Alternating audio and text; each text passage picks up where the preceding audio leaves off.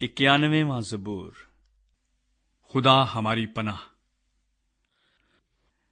جو حق تعالی کے پردے میں رہتا ہے وہ قادر مطلق کے سائے میں سکونت کرے گا۔ میں خداوند کے بارے میں کہوں گا، وہی میری پناہ اور میرا گڑھ ہے۔ وہ میرا خدا ہے جس پر میرا توکل ہے، کیونکہ وہ تجھے صیاد کے پھندے سے اور مہلک وبا سے چھڑائے گا۔ وہ تجھے اپنے پروں سے چھپا لے گا اور تجھے اس کے بازوؤں کے نیچے پناہ ملے گی۔ اس کی سچائی ڈھال اور سپر ہے۔ تو نہ رات کی ہیبت سے ڈرے گا، نہ دن کو اڑنے والے تیر سے، نہ اس وبا سے جو اندھیرے میں چلتی ہے، نہ اس ہلاکت سے جو دوپہر کو ویران کرتی ہے۔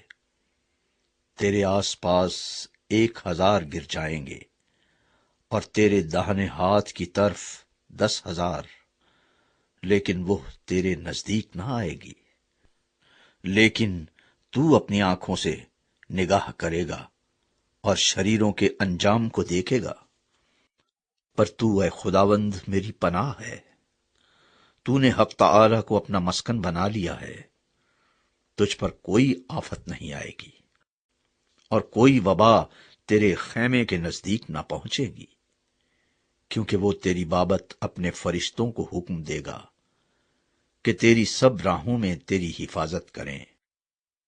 وہ تجھے اپنے ہاتھوں پر اٹھا لیں گے، تاکہ ایسا نہ ہو کہ تیرے پاؤں کو پتھر سے ٹھیس لگے۔ تو شیر ببر اور افعی کو روندے گا، تو جوان شیر اور اژدہا کو پامال کرے گا۔ چونکہ اس نے مجھ سے دل لگایا ہے، اس لیے میں اسے چھڑاؤں گا۔